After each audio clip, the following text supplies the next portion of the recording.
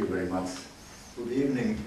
It's a great pleasure to be here and an honor also to present the Finnish education system and our financing system especially. And I'm very glad that you have a snow here. I have to tell you that you have more than we have in Helsinki. And even we don't have this much snow, we have a lot of problems with the traffic, how to get the snow away from the streets. So don't worry, you will manage this maybe to smell very soon. So my topic is totally to tell you about the Finnish education system, and maybe I will tell some secrets as well, if it's possible. But first of all, maybe it's good to know some things about Finland, because education has been always very important for Finnish people. Actually, there is lots of stories about the reading skills, because already 100 years ago, almost everybody in Finland could read and write.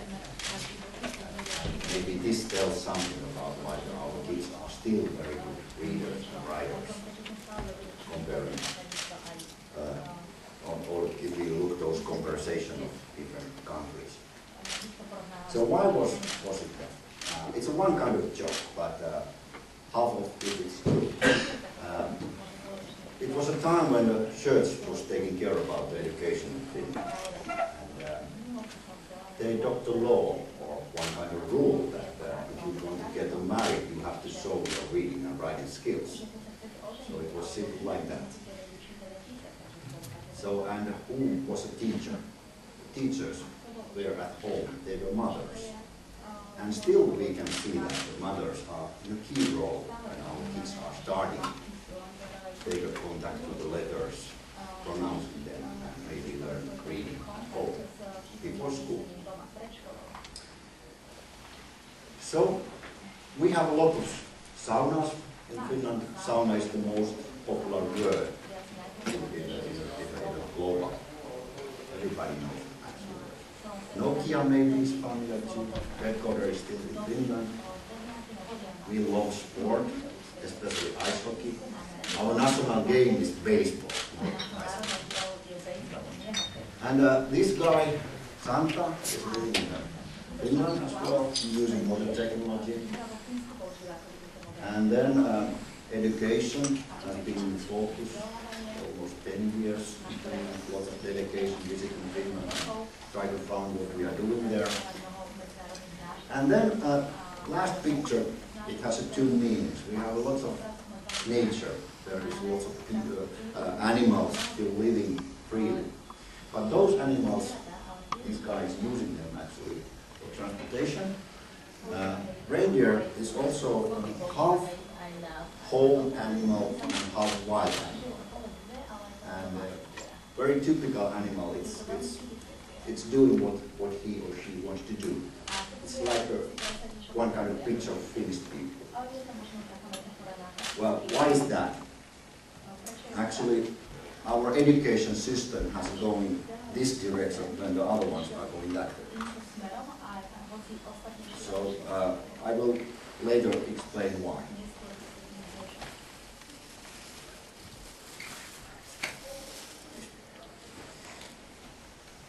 Here are some statistics of Finland, but what I want you to look is this map. It's a population density map of Finland. And as you can see, there is some areas which are white. It means that there is not many people living there. But still Finland is divided in municipalities. And, from this year, since this 2012, we have 320 municipalities left in Finland. It's quite many. And some of them are located in the north, some of them are in the south. The areas are different, and the population, there is huge variation. And our municipalities has a right to collect taxes from the people living in the areas. And it's a fact that those areas where there is a lot of people living, there's lots of taxpayer, and they are rich municipalities. And those areas where the municipalities has not so many people, less taxpayers, they are poor. But we like to guarantee that every area has similar opportunities to offer services to people living in the area. And education is one of those services. And the secret how we guarantee that they are having the same possibility there is that we have a substitute system. The government gives more money for those areas who needs more. And we have quite a sophisticated system how we are doing this. It started in the 18th, in the middle of that, when we started doing this substitute system, and we have developed it.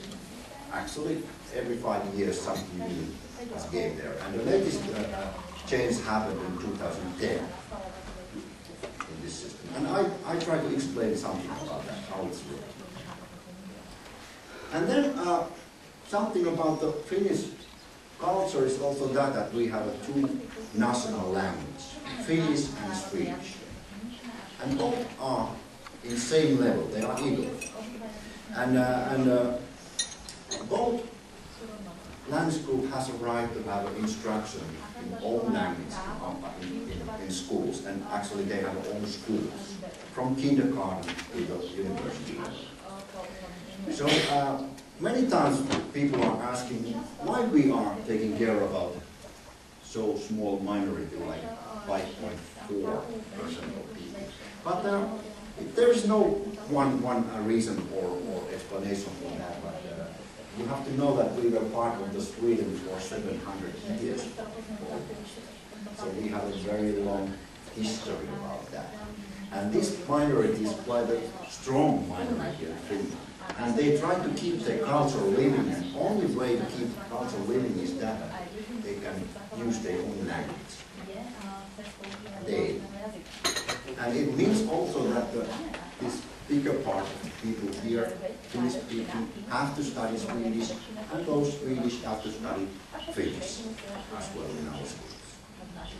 This, of course, takes some research. It takes money to organize this, but still our idea is to keep those culture living. And even the Sami language, people living in Lapland here, and also in Norland, Sweden, Puola, here and Norway, north part of Norway, they have their own language, Sami, and they have also right to have an instruction in Sami if they want. So education can kill or keep it alive in both ways. Well, what do you want to know more? About how much money we are using for education is something like 6.8% of the budget in a year. It's somewhere in other OECD countries. So it's not much. And the average earning is somewhere here. Median is maybe telling more about that because it's what is this diversity, the midpoint of that. So, but where we are having a very, very big challenge, actually it's in Europe, the biggest challenge in Europe is the gap between genders, women and men salaries. I checked it this morning and it was in statistics telling that it's almost 500 euros. So it's the biggest one. And where we have something common with you is that you are the second. So and we have done a lot of work for that, but still there is something very strange because 5 years ago our biggest newspaper made one kind of study among the university students and asking just a simple question: what are the first salary what you are waiting when you are graduating from the university? And the gap was already 400 euros between boys and girls.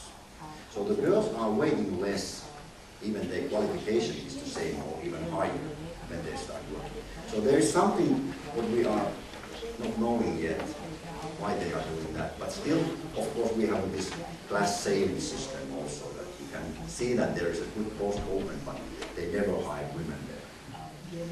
So we are trying to get rid of this, but it's not easy.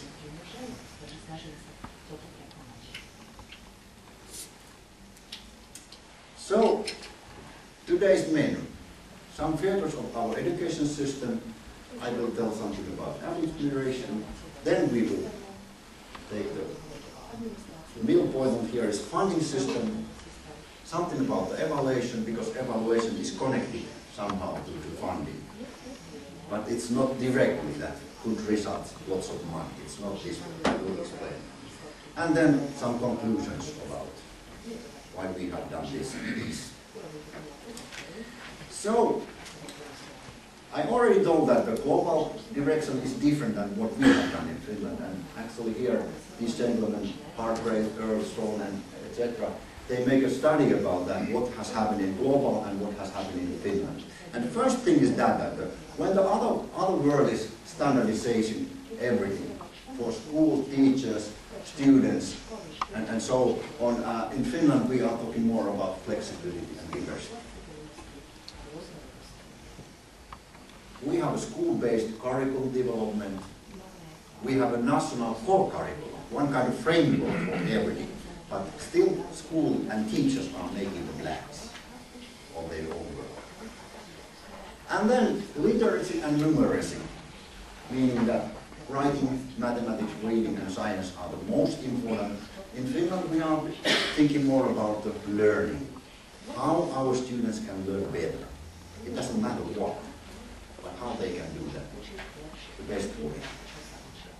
And also other things like personality, moral, creativity, and so on. And then, maybe most important thing and interesting thing is how we are doing this accountability. And easiest way is explaining that in some countries they have inspections, very strong evaluation system, assessment system, and everything like that. But we like to trust people. We give them just a target. We want to have this and this kind of students out of the school when they are graduating, and trust teachers that they can do it. And why we can do this? Well, first is that it's a cultural thing, of course. We call it one kind of working moral. How we are working, how we are taking tasks when somebody asks you to do it. And I have to now borrow one very nice sentence. It was a Nokia director, Jorma Olliva, some years ago made a speech in a very important occasion, and he told about that the handshake of a Finnish person is the most strongest handshake in the world. And it means a lot for Finnish people when you are shaking hands. It's meaning that you really are going to do that, what you promised to do. It's not just a change. It's more than that. And it's also here, when we are looking at teachers, we are just asking them that we like to teach our students to be able to learn these and these things, and they will do it. And we trust them. And that's why we don't need to inspect them too much. So, and there's other things as well, but maybe that cultural aspect is most important in this. And about this picture, this is a map of our education system. When you look at it, maybe you have to understand that we try to somehow build a basement for future education in basic education. This is common for everybody. The targets are similar for everybody. And we try to keep the target all the way there, quite a high level. And those who are struggling, having some learning problems, behaving problems, we try to do something for them, that they will find this level. We don't easily let this go downer for those, and you can go from. We try to keep this here and help them to get it. And it's happening in Finland this way, that we try to help them in the beginning of the school years, even before pre-primary education. Some of them have problem in pronouncing some letters even, then they will be helped by some experts. Or later here, reading, it's too much, I can't do that. Then there will be some experts to help. Not only teachers are doing the job. There will be some persons who are working daily with this kind of problems, so they can help them. And maybe the second year is also the time when we need to do lots of emphasis with this special education. And later on, there is not so much big need for it. And why I'm telling this? Because special education can be two types. Actually 3 types. One is 0, nothing. But 2 types is that you are giving special education all the way from here to here. Or you put something special here and wait that the problem will be over. And the last one is what we believe. Reading is the most important thing in education. If you want to learn something new, you have to be able to read. And nowadays, in modern world, the reading is not only reading text. You have to be able to read pictures, videos, movies, whatever. It's more than just the books and textbooks. So that's the one thing what we have to guarantee here, that our students learn reading skills, because it opens the world. And I know that it's the most biggest thing in your life when you start reading. I know that you have kids, right? And you remember the day when they start reading. It was surprising for us, but also for the kids. It was the day when they start getting information by themselves without any help, without. So that's why it's very important. And then talk about mathematics. Mathematics is a little bit different, but still we have to put a lot of emphasis here in primary and the first years, because later on, if we don't care about those problems, they will be far behind from the other group and never catch them. And the problems will be bigger and bigger and bigger later. That's why they will help you. Well, and then one thing what I want you to see, that we try to keep this one system. So there is a lot of arrows between these systems. This is vocational area, this is academic path, but still there is a possibility to study in both at the same time, even here. Lots of different choices, and never making last choice of your life. You can change, you can go there, this is not mine, I want to go there, and it's always possible. And we like to keep this from the grade 1 or maybe primary education till when you die, that you will still study in our system. There is a for adult, a similar system, all the way developed. Here are the lists what I already maybe talked about you. Equal opportunities for education. There have to be local school, no separation of sexes, education totally free, comprehensive schools, not selective system, administration quite a low level, individual support, and then we have a evaluation, but it's development oriented evaluation system. So we are not making evaluation because we like to have a ranking list of the school or teachers. No. That's not belonging to our society. We like to know what is the best way of teaching things, what is the best way organizing education in school or in classrooms. That's what we want to know. And we want to share this information within schools and teachers. So they are able to find out where they have to put more emphasis, where are the developing areas that they need, or improving areas that they need to do. Well, I have to tell you, it was just a few days ago I heard about Shanghai, China. They are top 1 in mathematics nowadays. And how they did it? They did it very short time, maybe less than 10 years. They came from average level to the top level very fast. And they did that they ranked all the schools and teachers and make a system that if teachers want to get better salary or better post in their system, they have to go to work in a not well working school. So they voluntarily wants to go to school, some rural area which is doing not good results. And you have to work there and so that you are able to rise in school a higher level. Well, money talks in this case. But in Shanghai, it's not so big area. It's easy to do it. But in Finland, I don't think so that this will work. Because teacher profession in Finland is quite popular. And it is not because of the salaries. Because salary is just a little above the average. Not much like that. Salary is not most important. Maybe it's more or less that you are working quite freely. Nobody inspecting you. You are working with the youngsters. And June, July, and August. They are vocational.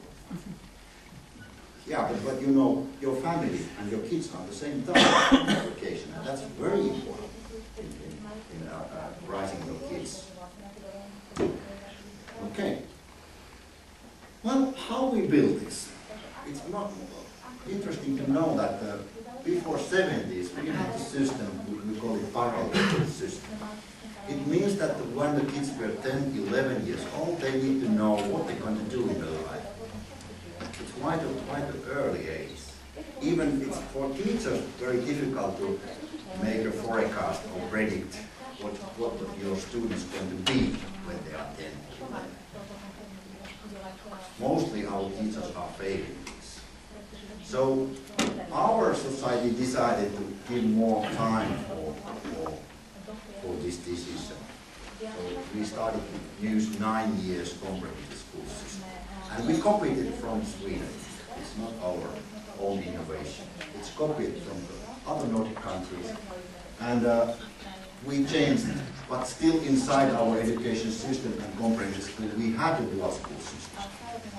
Because some subjects like math was divided in 3 different levels. And if you took the lowest level, you have to go to vocational education. And this system ended in 1985. We call it frame system. It means that we starting sharing money different way for the schools. So they will be able to split big groups in classrooms. More teachers was needed in the schools, but different types of learners started to be in the same classrooms. What to do with that? Well, only way is giving the teacher training and service. Telling teachers how to behave, how to do dealing with this kind of learners. One is learning very well and one is learning nothing. What to do? So it started from here, and that's why we are calling this time rising time. We try to find solutions, what to do to get better results. Expansion means that we open the doors for everyone. Possibility to use our education system. It advances to your life. 1994 started framework curriculum system. And actually this is connected to the big reform in municipalities and administration same time. All our municipalities started to have a big lump sum of money from the government. I mean this by this that it was for healthcare, for education, for anything, infrastructures, etc. All of this governmental money was in one packet.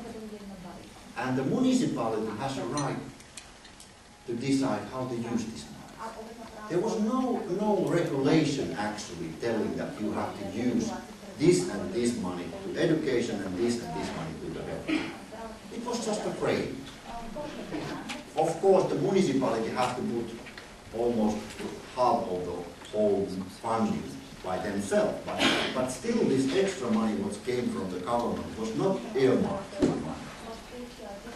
So the same happened also in education when we are talking about the curriculum. Curriculum for basic education had only 120 pages, and it included everything. So it was really just the covers, nothing else for the schools. And schools made own curriculum. And that was a big step towards the freedom and liberty. So I saw one article, and it was telling that in Finland we had the most liberal education system that year. Because later on we changed a little bit towards the strong and strict administration. So we call it unification comprehensive school, and give more detailed information and framework curricula. It has nowadays 340, almost 3,000 pages. So that was, nowadays we are talking about the integration, giving opportunities to change school and study in another school at the same time when you are studying in another one, and how we can make these steps or joints when you are changing from the one level to the next level very, very smooth and easy for students. That's why the integration time is now on the talks. So, and what happened here? In administration, here we counted everything. We actually know in the central administration all the teachers' names. We have the list. Everything was counted, but decentralization changed so that the municipality has now the power to do this. And we try to just steer this by laws, decrees, norms, etc.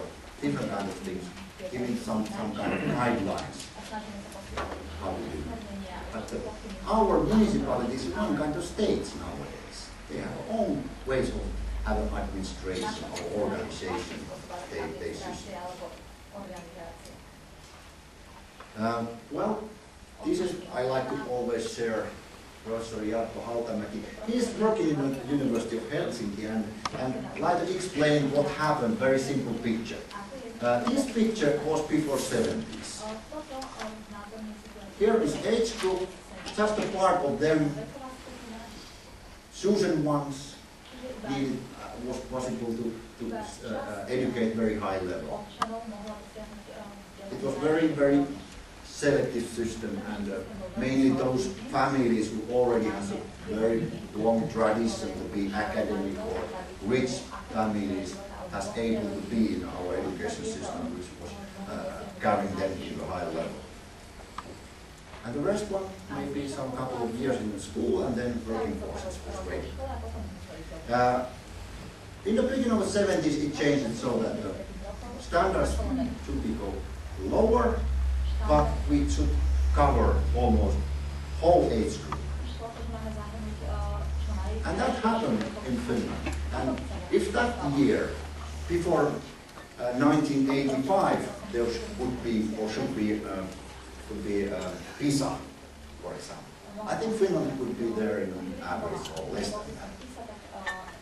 Not so high level.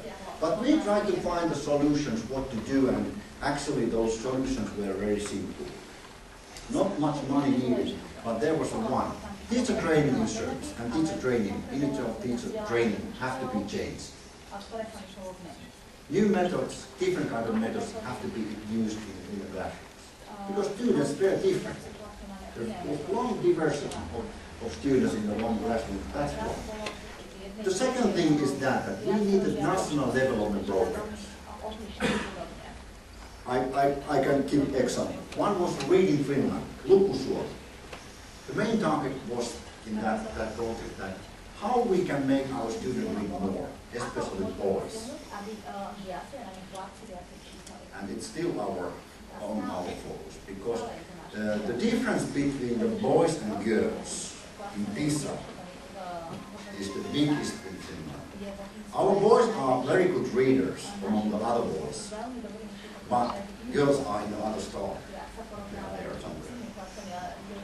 So that's why we need to all the time think about what we can do with the boys. And my personal solution is that we have to make fathers read first. Because when the father takes book on hand, the son will see that, okay, it's okay to read. Maybe that's good. And the third one is that we need new textbooks, different kind of materials in schools. And it was 1992 we started checking textbooks. Because so far, central administration, actually my office, people were checking all the textbooks. And what does it mean? All the mathematics books were similar, even they were coming from different publishing houses. No chance of doing that. So we need to have a different kind of books because teachers are using different kinds of methods. They can pick the best one, what is fitting to their own choices of methods. So that's why we have lots of different kinds of textbooks available for teachers. There's nobody saying that you have to use textbooks. Actually, anybody can make own material if they like. And some of our teachers are really doing it. So 3 different ways of rising education. And very, very quickly I go through what happened. Why we changed things. 1968, we started thinking about the 9 years basic education because Sweden was doing that already. But we really found out that youngsters were too young to make big decisions of their lives. And then we find out that this parallel school system was losing reserve of human resources. Lots of potential persons were going different schools or working forces without education, even they were able to learn anything. Then we can say that we were a poor country, and industry, it was built from the Second World War. It was already outdated, and we needed update. More and more private schools was being founded because some families, some parents were unhappy for public schools. They were not producing good quality or good quality students or graduate people. So more private schools came and these were for rich people, not for poor boys. So that's why our politicians start talking about maybe we need to do something about our system. And it is connected to this and increasing demand for education for all. That happened then. And then decentralization, we already talked about this. Grouping by ability abolished. Equality for freedom of studies became open to everybody. Extra measures for school, so school get more money that they can have a small rooms in the school. Smaller classes. School can decide what kind of groups they will build there. New national core curriculum guidelines came, and more freedom for municipalities to organize their administration. So this is the most important thing, that there is no rule what kind of organization you need to have in a municipality. Of course, there is a lot of common way to do it, but no rule that you have to have this and these bodies there in your organization. So it's helping them to look what is more important or most important in local level. That's fine. And finally, I copied here Ville Hirvi. He was a general director of my office that year and started talking about the developing education system this way, that we have to focus on students, not on the system. What the students need, that we have to change. And here are what we did, and I already explained it in these pages, and it's big changes. And then administration. Very shortly, what is happening nowadays in Finland? We are talking about the education market and labor market.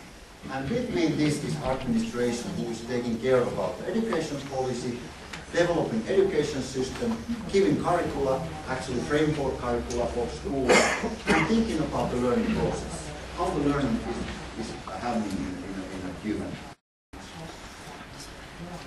Then we have a people here. They believe on education. This is fact in Finland. People believe education because when you get education, you get a qualification, you get work here. It's possible. It gives carry and education as a capital. You get a social rise. You can come from poor circumstances and you get better circumstances like education. We develop our regional areas. It's general improvement of educational level in the whole country. And that has already happened. But all the time people give some kind of demands to education and to politicians. And they have to give something to those people.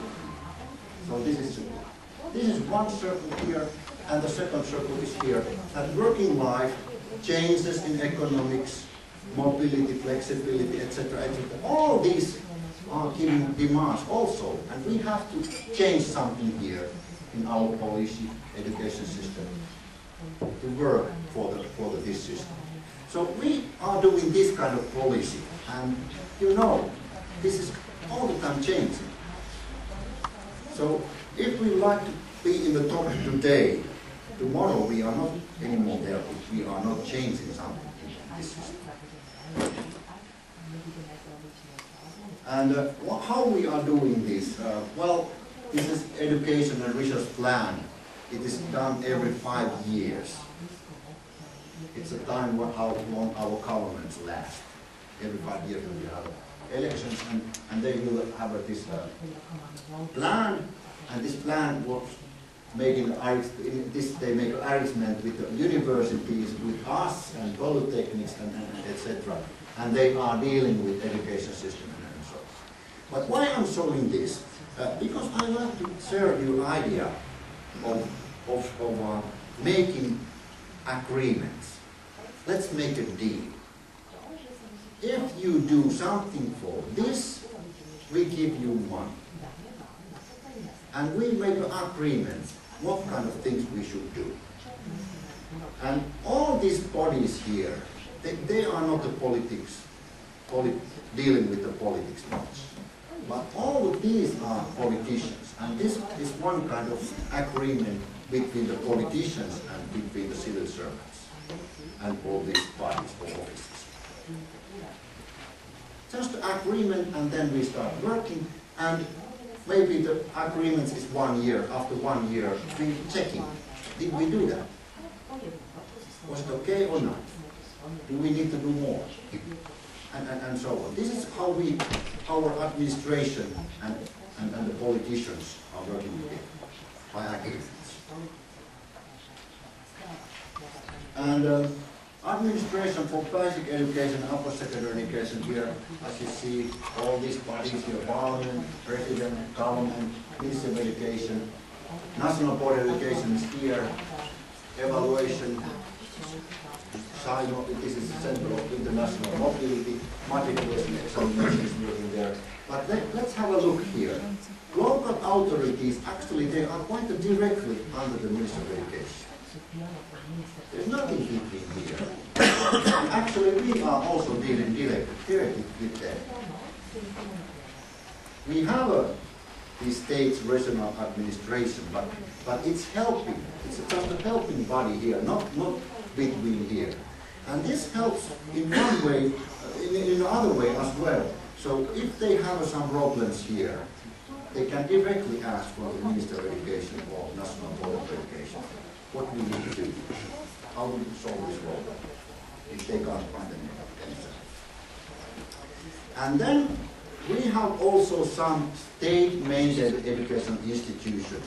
These are some special schools for special education kids who are handicapped, blind, etc.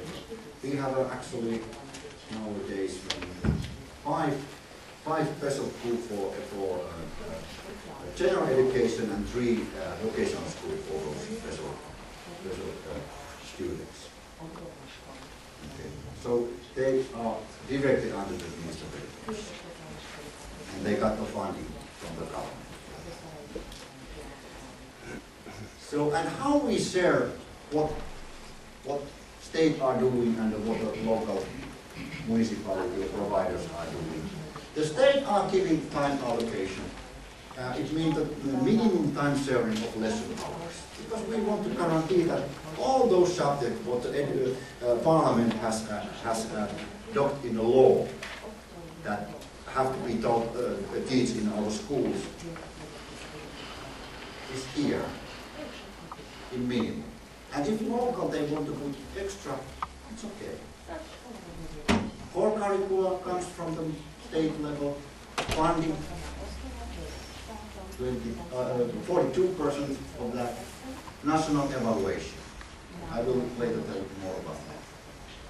Then we have some independent legal entities, universities, and they are having a wider high autonomy nowadays.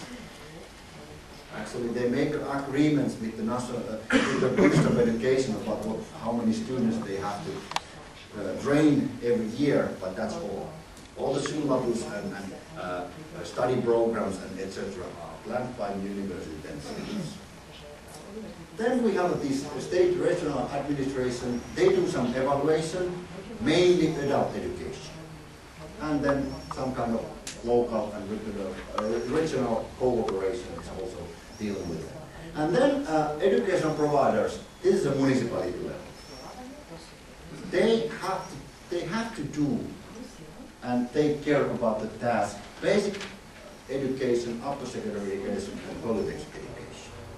It's their task. It is in the law. They can't say that we are not going to organize it. They have to do it. Because government is giving a little bit money for them, and the rest of them have to come from their own pocket. Then they have to deal with the funding. And as you see, they make a decision how they share this money. How much goes to the education, how much goes to the healthcare, how much goes to the libraries and etc. or culture. They make a decision about it. And then we have a local or school level curriculum. And then, look, evaluation again. And this evaluation means that every school has to make own self-evaluation every year. They have to look where they are good and where they need some improvements. It's also in the law.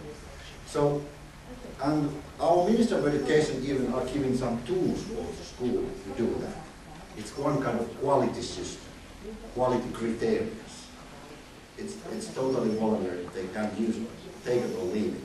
But it's quite convenient for the school to use it. So this is the share of how our municipalities and the states are working together. And our steering system, was, I already told you, there is a law, acts and the acts and the decrees. And what I can tell you, we are not giving orders or laws for schools or municipalities.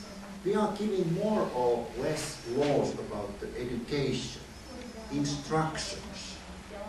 We call it functional laws. I'm not a lawyer, but somehow when you are reading the law, you can see that it's not for laws for school, what they have to do. It's more or less dealing with what kind of teaching, what kind of education they should offer for the students. What kind of rights students have in our system. Lesson hour distribution of that, national core curriculum, and this is dealing with the teacher education as well, local curriculum, matriculation examination. This is only final exam system in Finland, and it's end of the upper secondary school. And actually general school, and only one test is compulsory. It's mother tongue test, mother tongue and literature test, and then the students have to choose 3 other in any subject they are having in the upper secondary school. And then also all the materials what is printed or published. So also following this scorecard. Let's see how the municipalities are working. First thing is that they can organize the administration as they want. Of course, there is a good practices. This is the better way than this one. And they are copying from each other best practices. Then funding. They have a right to levy. They can collect taxes. And what is the rate of the tax is the political decision. It should be from 17% to 23%, for example, in some areas. Then we have the state substitute system and other sources. They can own some real estate, forest, etc. And then there is a lot of tasks given for the municipality. They have to take about the education, healthcare, and infrastructure for the people. Then we have the regulation system. I already told about it. And then, because we don't have an inspection system, we need to know what is going to happen or what is happening in our municipalities. We need to collect information from them regularly.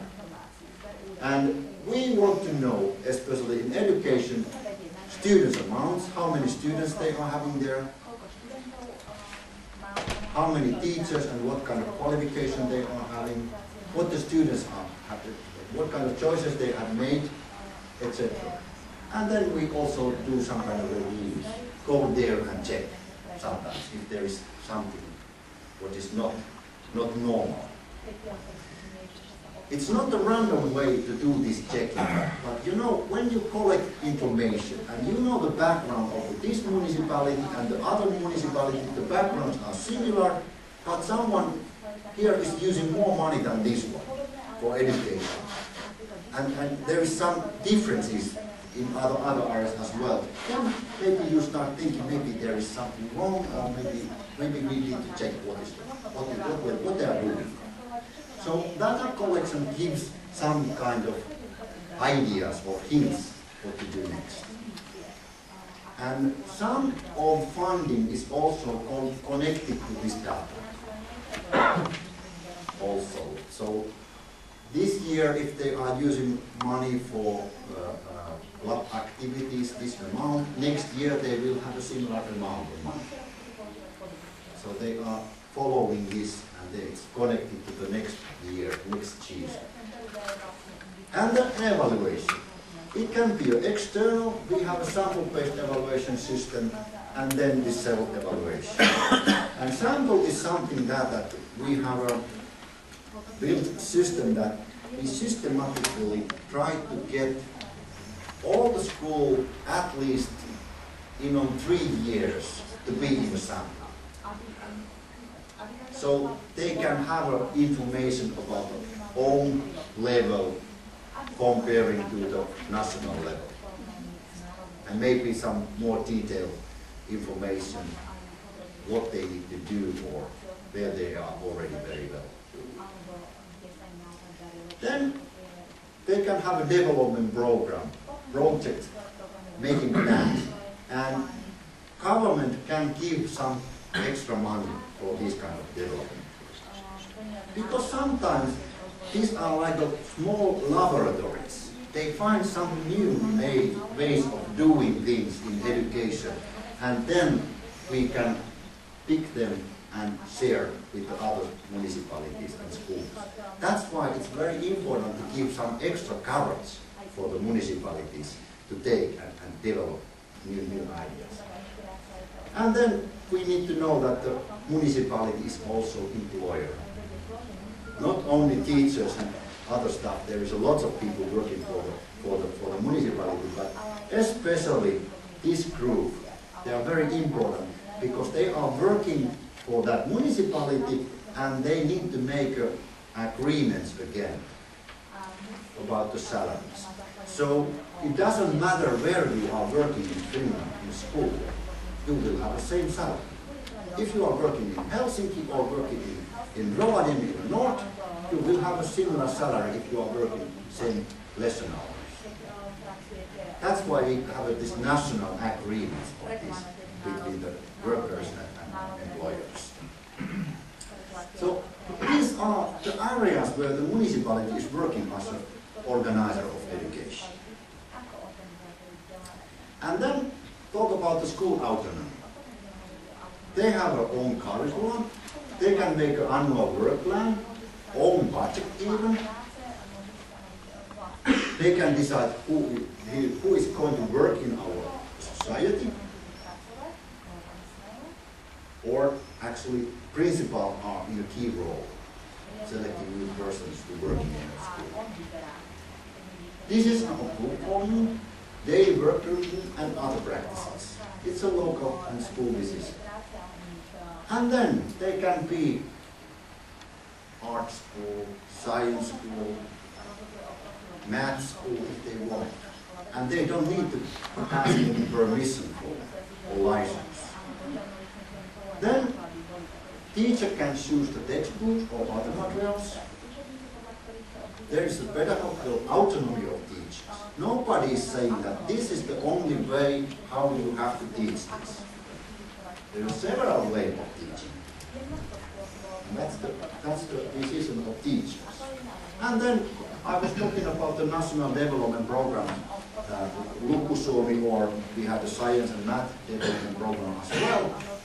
But we are not pushing any school or teacher to take part in this.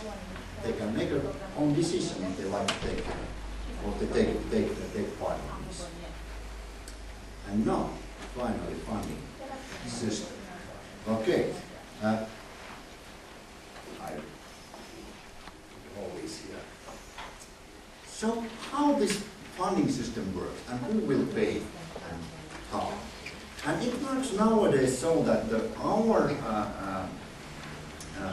Minister of Finance make a decision what is the unit price, how much one student's cost in basic education per year. And nowadays it's around 7,000 euros, about a little bit more than that, but some around that. And maybe 10 years ago it was only 5,000. So it's more expensive nowadays. But the reason is that we are also counting pre-primary education nowadays. 10 years ago it was not counted on these graphs. So Minister of Finance make a decision about the unit price. And then the local authorities, normally municipalities, joint municipal authorities, this is kind of federation of municipalities. And the private providers, there's not so many, maybe 50 only in Finland, private schools in Finland. But anyway, they count how many students they have in their schools. And this happened in special day, 20th of September. It's the same day in everywhere in Finland. They're counting how many students they have in the schools. And it's very simple calculation how much money they need in average. And nowadays, 58% of this expenditure have to be covered by municipalities. It's people's pocket. You know, they pay taxes, and that's why they have money. And they send this money to the government. Big black money. This doesn't borrow means. Actually, this doesn't happen in reality, but it's just theoretical. And then persons actually in my office start counting how much money will be given back to the municipality. So we have guaranteed in our calculations that they will at least have this amount back what they have paid. And some extra. Because all the municipality will have something from the government. It's not zero, it's more than that. But we are looking some factors of the municipality. For example, what is the population density? If it's less than 40% per square kilometers, they will have something. And if it's less than 4% per square kilometer, they will have more. and more. There is a very systematic way how we are giving extra. And then, because we have a very long coastline and lot of lakes, I don't know exactly how many, 2,000, 240, I don't know exactly, maybe 200,000 lakes. Lots of islands, and that's why if the people are living in the islands, the education is more expensive there. That's why they will have extra money for that. And how many Swedish-speaking, how many bilingual, how many foreign language pupils they have there? They will be paid more. And then ratio of older students in basic education, that also gives some extra. So this is a calculation, and there is a special formula for that. This actually, and it's giving different price for different municipalities, and this guarantees that all these circumstances and situational things will have a connection to the price of the one student is taken on count. We know exactly, and we are developing this formula that it's performing better and better every year. And one thing what we changed just a couple of years ago was that we arised one very interesting factor here, and it was the special education students. So far, we counted that if you have moved students to be a special education student, then they get double money actually, twice as much per one student. And what our municipality started to do, you know, they are not students. They start industry, making special education needs. Not all, but some of our municipalities find out that this is a good system to do it, systematically. They get a lot of money, and some of them didn't do that. And it's not fair. And one more thing is that we believe that the special education is needed almost everywhere, the similar amounts. So that's why it was arised, and that money is shared for every municipality similar way, per student. It's more fair to do this. And then some words about the private providers. Private providers will have a little bit less than the place where they are located. The reason is that many of the services what the students has there, they are given by the municipality, not by the school. So that's why it's a little bit less. But I didn't add here, they will have one kind of tax tag. Because they are private provider, they have to buy things to the school, and they have to pay tax.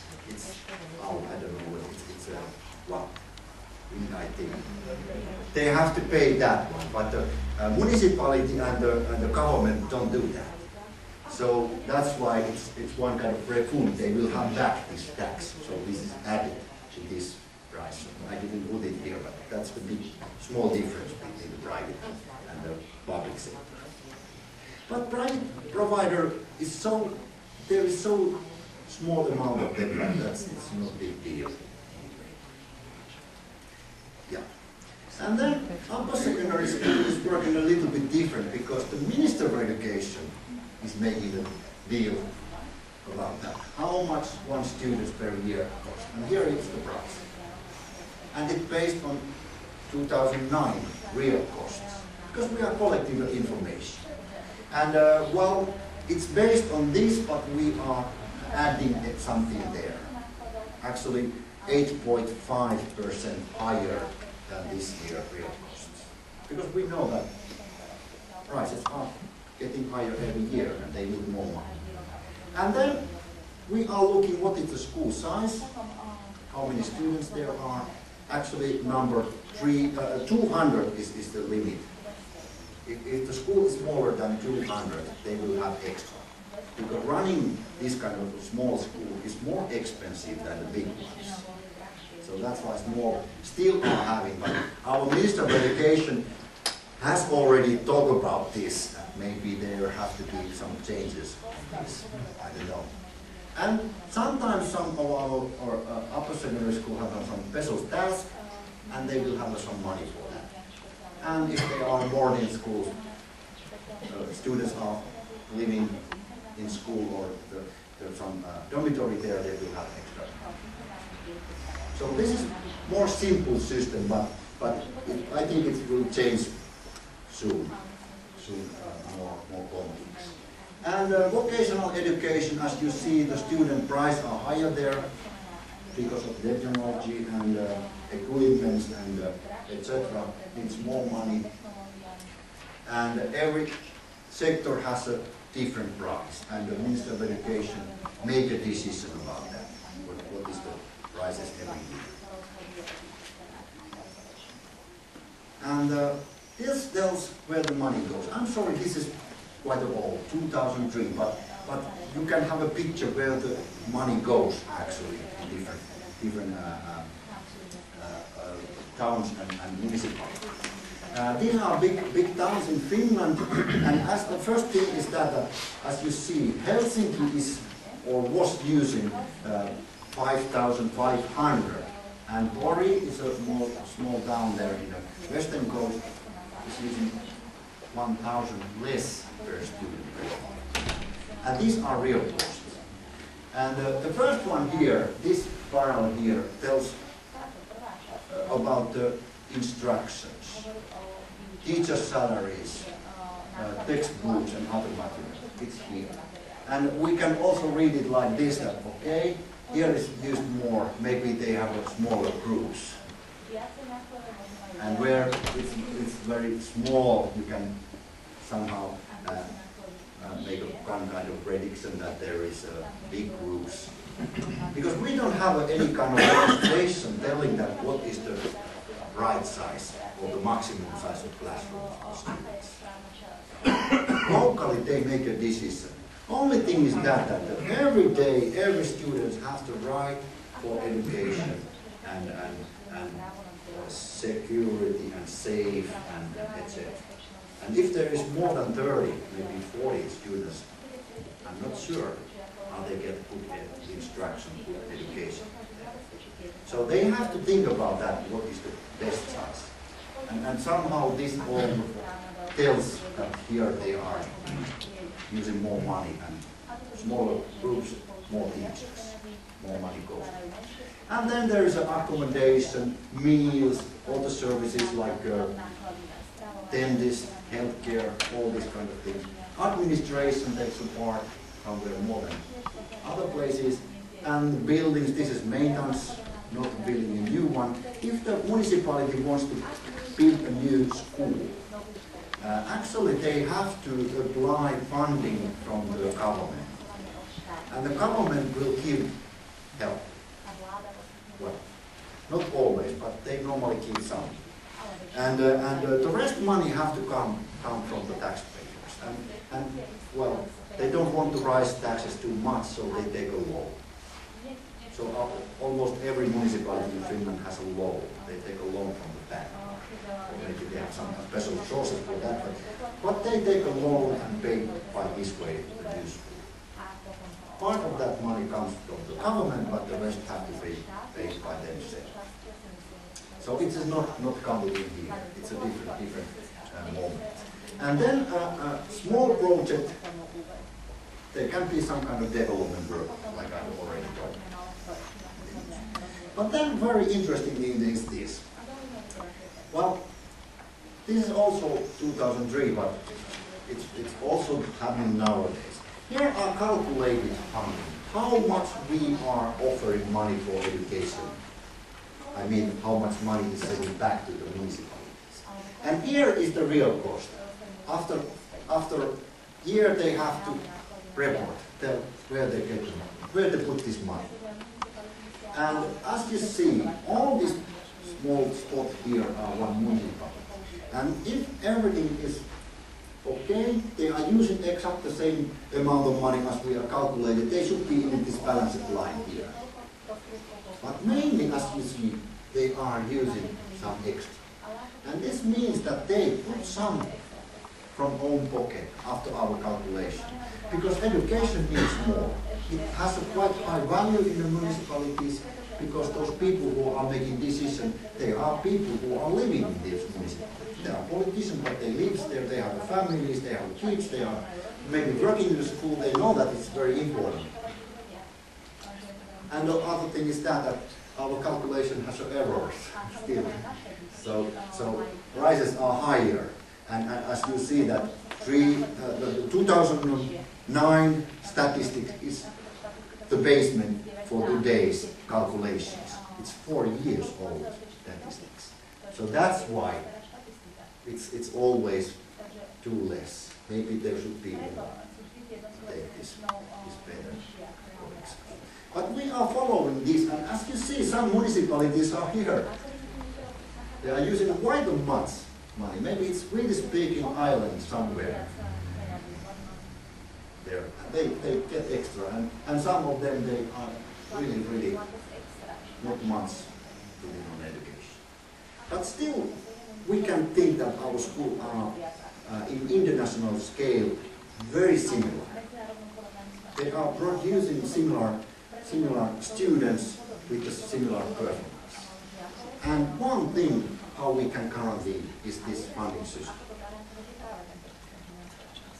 It's only one. The second thing is, of course, that we are offering similar teachers to these schools. Our universities are offering and training teachers, and the teacher training programs are quite similar in universities. And it's very high level. Because there is 4,000, 5,000 students who wants to be a teacher, and only 700 or 800 will be getting in to be a teacher training programs. So it means that you can take the best ones, the best one from the best ones. So we have a very good situation nowadays in Finland if we are thinking about the teachers, the teacher profession. And I'm hoping that this will last forever. Because if the students see good teaching, they start thinking, maybe I'm going to be a teacher as well. And this is generating new teachers. It's still working this way. Okay, and then last thing what I'm going to talk about is evaluation and how we are doing this. Because we don't have a final exam system at all. Only this matriculation examination, but it's just a part of the students are taking their programs. And it's sample-based. We take 10 or less than 10% of the age group and check them. This system, because it's systematic, it's guaranteed that all the school will be in a sample in certain time. And why we are doing? Because we need to make a decision. Where to put the money? Where to put this extra what we have? We are not so rich country, but still we have some extra. Where we have to put it? What we need to develop? This evaluation tells us where. And it's also good point and good basement for local evaluation, local development.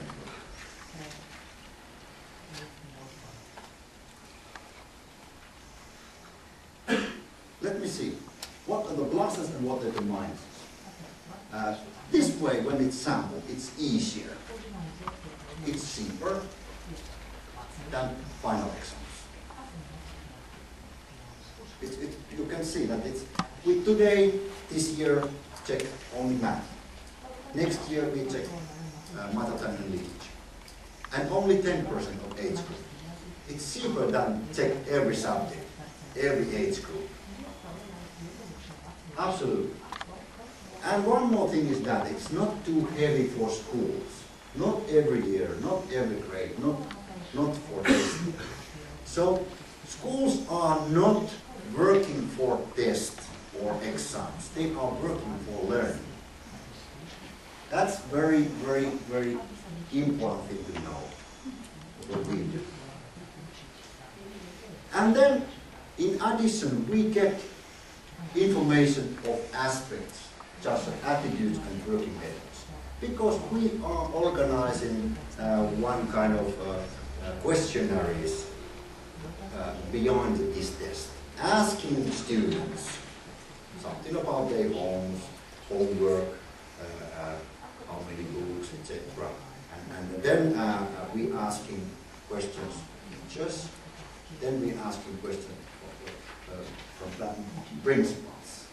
And this gives a lot of new information, and we can make connections to good practices and good results. And make a report and share these ideas to other schools to make a better performance. And no ranking schools and teachers, because the sample systems, it's not allowing to any ranking. Of course, those which are involved in this sample, we can put them in rank, but you know, it's maybe one school in one municipality taking part. It doesn't help anybody. It's nonsense to make any ranking like this. But then, what are the disadvantages? There is one is the variation of assessment, because our teachers are giving marks to our students after basic education. And they are using these marks when they are applying to the further education. And we are giving quite a detailed guidelines for teachers to do this assessment. But still, we know that there is a variation. Even our evaluation system tells something, this kind of information for us. And we are fighting against this, try to solve this problem, but still it's there.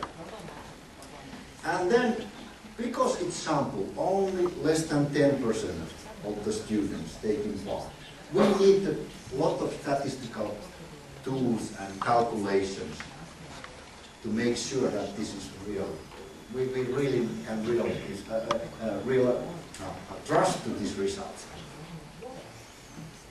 So it's telling the states of the Finland this year in different subjects. And how we can be sure? One way is that we are taking part in international surveys. And we are combining these. Okay, international telling that in this and these areas our students are performing quite well. What our national is telling about the same situation. And we can find the connection between this national and international testing. And so far, PISA, TIMSS, and our national evaluations, they are telling the same information. Nothing big differences. So that's why we are very relieved. And sample-based evaluation, I will tell some guidelines of that.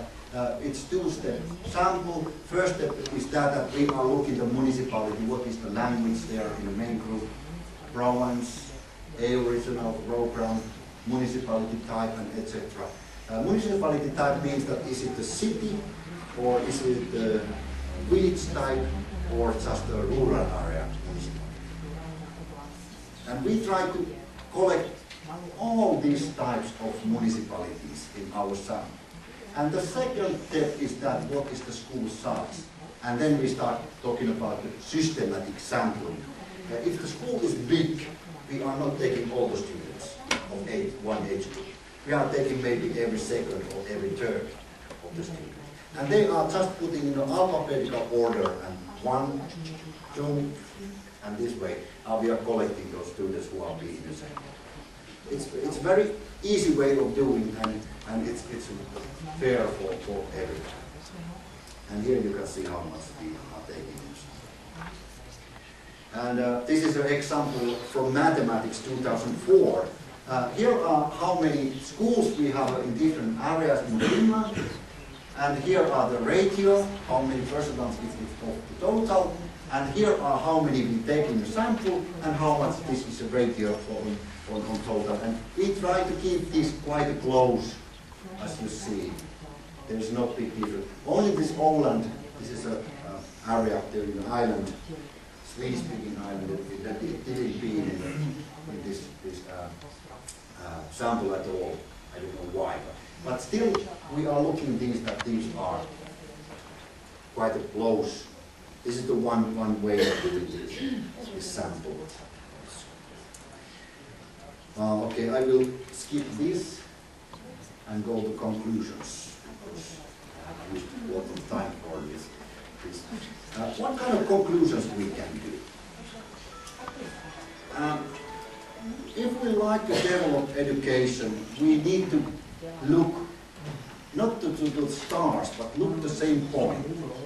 And not only in education, every areas, health sector and etc., all the workers in a municipality have to be looking the same direction. It doesn't help if the education is making a new reform and other things in the municipality still stays the same level. Nothing changes. Everything has to be done in the same way. But it needs time and needs patience. Nothing happens in one night. As you saw this Finnish system, 30, 40 years, and we are now what we are. It's not easy to do everything very quickly. And then, empowering of the teacher profession products good results. Teachers are key role. They are like wheels on a car. People are thinking car are wheels. And now, you know, the slippery roads especially, you know. Cars are a very nice car, but not good wheels. It's not helping you anymore. That's why we are thinking that the teachers, they are doing all this happen. Then, supportive ethos of education is essential. Well, I don't know, maybe our mothers and parents are already doing this at home. They start brainwashing our kids, telling that education is most important. Even my mother told me that get married, no, not get married, but get education, get work, and then get married. This order, not other. And then, high standards for all encourage and enable students to do their best. And I already told you that. Don't let standards go down.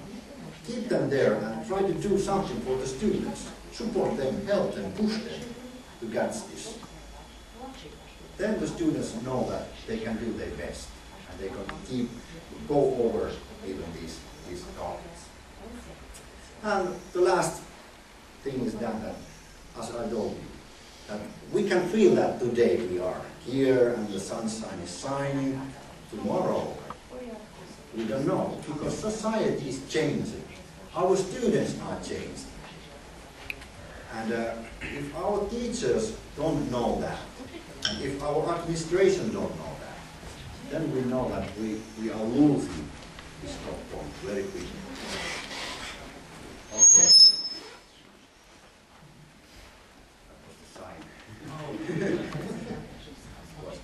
Okay, that's it. Here are some links where you can find more information about Finnish education. And Minister of Education has a very good website about financing and also about these standards for good quality, if you are interested about that. Thank you very much.